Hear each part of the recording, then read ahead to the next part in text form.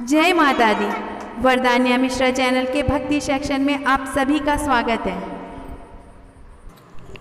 नवरात्रि के चौथे दिन माँ कुष्मांडा की पूजा आराधना की जाती है। इनकी उपासना से सिद्धियों में निधियों को प्राप्त कर समस्त रोग शोक दूर होकर आयु यश में वृद्धि होती है। देवी कुष्मांडा को अष्टभुजा देवी भी कहा जाता है। कुष्मांडा का अर्थ है कुम्हड़ा यानी कद्दू। देवी दुर्गा के कुष्मांडा स्वरूप को कुम्हड़े की बलि ज़्यादा प्रिय है, इसलिए इन्हें कुष्मांडा देवी कहा जाता है। कुष्मांडा देवी की 8 भुजाएं हैं, जिनमें कमंडल, धनुष, बाण, कमल पुष्प, शंख, चक्र, गदा और सभी सिद्धियों को देने वाली जयमाला है। माँ के पास इन सभी चीज़ों के अलावा हाथ में कलश भी है, जो सुरा से भरा हुआ है और रक्त से लथपथ है। इनका वाहन सिंह है और इनके इस स्वरूप की पूजा करने पर भय से मुक्ति मिलती है। इनकी भक्ति से आयु यश और आरोग्य में वृद्धि होती है। माँ के इस रूप को लेकर मान्यता है कि इन्होंने ही संसार की रचना की है। इन्हें दुख को हरने वाली माँ कहा जाता है।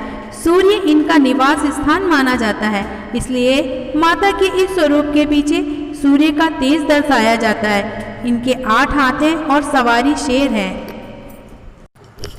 अपनी मंद हल्की हंसी के द्वारा अंड यानी ब्रह्मांड को उत्पन्न करने के कारण इस देवी को कुष्मांडा नाम से अभिहित किया गया। जब सृष्टि नहीं थी, चारों तरफ अंधकार ही अंधकार था, तब इसी देवी ने अपने इस हास्य से ब्रह्मांड की रचना की थी। इसलिए ही इस सृष्टि की आदि स्वरूपा आदि शक्ति इन्हें ही कहा जाता है।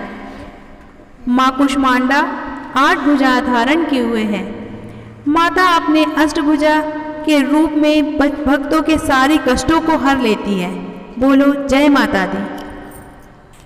नवरात्रि में 5वें दिन स्कंद माता की पूजा की जाती है। पहाड़ों में रहकर सांसारिक जीवों में नव चेतना का निर्माण करने वाली स्कंद माता कहते हैं कि इनकी कृपा से मूढ़ भी ज्ञानी हो जाते हैं।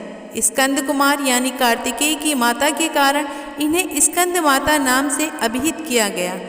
इनके विग्रह में भगवान स्कंद बाल रूप में इनकी गोद में विराजित हैं। इस देवी की 4 भुजाएं हैं। ये दाईं तरफ की ऊपर वाली भुजा में स्कंद को गोद में पकड़े हुए हैं। नीचे वाली भुजा में कमल का पुष्प है। बाईं तरफ वाली भुजा में वर मुद्रा में है और नीचे वाली भुजा में कमल पुष्प है। इनका वर्ण एकदम शुभ्र है। ये कमल के आसन पर विराजमान रहती हैं, इसलिए इन्हें पद्मासना भी कहा जाता है। सिंह इनका वाहन है। शास्त्रों में इसका काफ़ी महत्व बताया गया है। इनकी उपासना से भक्त की सारी इच्छाएं पूरी हो जाती हैं और भक्त को मोक्ष मिलता है। सूर्य मंडल की अधिष्ठात्री देवी होने के कारण इनका उपासक अलौकिक तेज और कांतिमय हो जाता है। अतः मन को एकाग्र रखकर और पवित्र रहकर इस देवी की आराधना करने वाले साधक या भक्त को भव सागर पार करने में कठिनाई नहीं आती। इनकी पूजा से मोक्ष का मार्ग सुलभ होता है। अतः यह देवी विद्वानों और सेवकों को पैदा करने वाली शक्ति है, यानी चेतना का निर्माण करने वाली है। कहते हैं कि कालिदास द्वारा रचित रघुवंशम महाकाव्य और मेघदूत रचना स्कंद माता की कृपा से ही संभव हुई हैं। प्राचीन कथाओं में स्कंद माता को देवी पार्वती का ही स्वरूप माना गया है। कहते हैं कि तारकासुर का वध करने के लिए जब भगवान कार्तिकेय की माता के रूप में देवी पार्वती आई तो उन्हें जगत ने स्कंद माता के नाम से पुकारा। स्कंद माता की पूजा में भक्त पीले रंग के वस्त्र पहनते हैं, पीले रंग के आसन पर बैठकर उपासना करते हैं अतः और पीले पुष्प ही चढ़ाते हैं। पीले पुष्प के साथ पीले फल का भी भोग लगाया जाता है।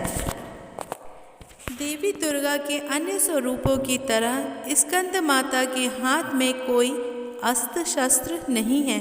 यह पूरी तरह से माता के रूप में ही अपने भक्तों को दर्शन देकर तृप्त करती हैं।